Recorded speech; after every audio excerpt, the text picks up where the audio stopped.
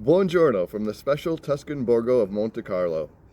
20 years ago, my wife and I started searching for the perfect Italian city to live in when we retired. We developed a list of things that we wanted. We were looking for a small or medium-sized hilltop town with beautiful views. Small because we wanted to be forced to learn Italian and avoid the temptations of depending on other expats for our social life. But it couldn't be too isolated. It had to have good restaurants, a grocery store, and a vibrant and active community. We wanted it to be on a main train line and not too far from larger cities.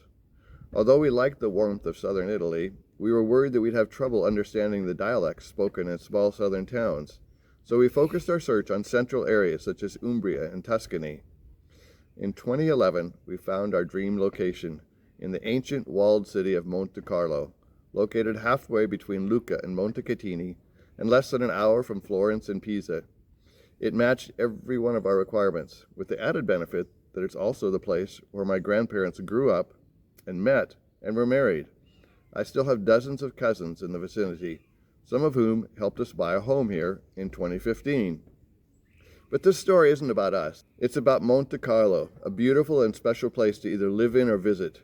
It's uncrowded and authentic, with ancient walls, spectacular views, and some of Italy's most underrated wines. Over the next few minutes, I'll walk you through its history, introduce you to its streets, and toast its unique wines. Ready? Let's take a step back in time. Montecarlo's existence is owed to its moderate climate and fertile soil, but even more so to its uniquely strategic location. This area of Tuscany was a brutal border battleground between powerful Lucca and rivals Florence and Pisa. A fortress tower, the Rocca del Cerruglio, was a key lookout post used to warn citizens of an approaching army, and as such, it was much desired by every ruling authority. After Florence destroyed Vivinaya, a small settlement about a half kilometer from the Rocca, future Holy Roman Emperor Charles IV of Bohemia financed the construction of a new walled city to be built next to the fortress in 1333. That act gave the community its name, Montecarlo, the Mountain of Charles. What you see today is a mix of medieval might and Renaissance refinement. Charles expanded the fortress, and later the Medici family added even more walls, thick enough to withstand cannons and gunpowder. This town wasn't just built for beauty, it was built for survival. It's a powerful history lesson, carved out of stone. The civic heart is the main street, Via Roma, beginning with the mighty Fortezza. Leaving the fortress walls, one steps into the Borgo itself. On the right is a former convent that has been converted into an almost hidden community center and playground for children. Many people miss this entirely because of its unimposing entrance. But inside it, Montecarlo hosts dinners, wine tastings, concerts, and many other community events. You'll pass by a ceramic store with hand-painted art and two clothing stores. Just beyond these is the info point where you can get advice on dining, lodging, and area attractions. You can ask here about tours of the historic center, the Fortezza, and the unique Teatro dei Rassicurati. This elaborately decorated theater, built almost 200 years ago, is the second smallest in Italy. Here you can watch performances of drama and music.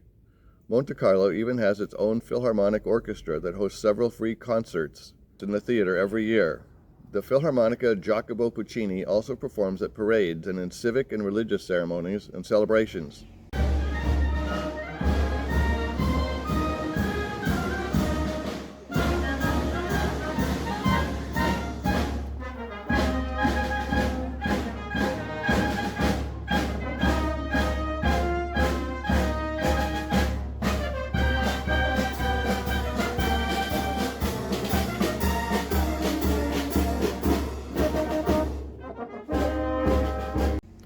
Across from the info point is the Church of Sant'Andrea.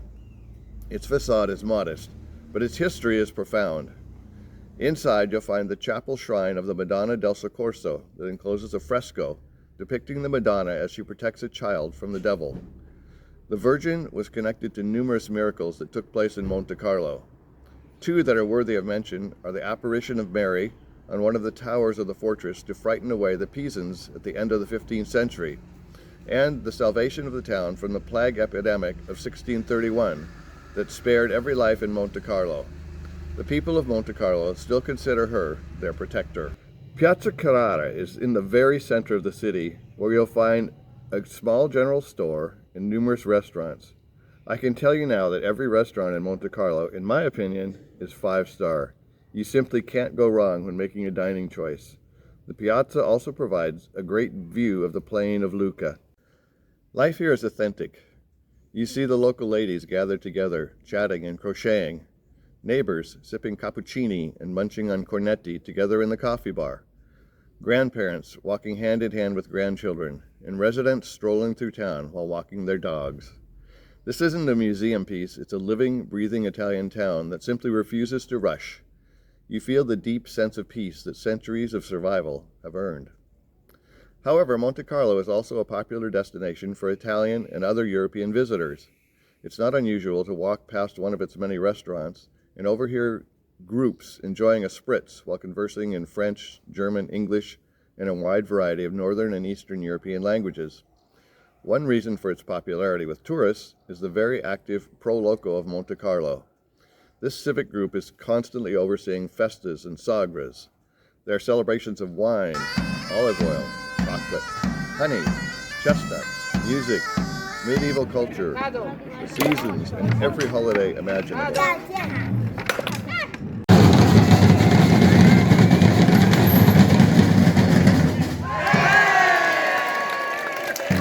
Now let's talk about what is perhaps Montecarlo's greatest claim to fame, its wine.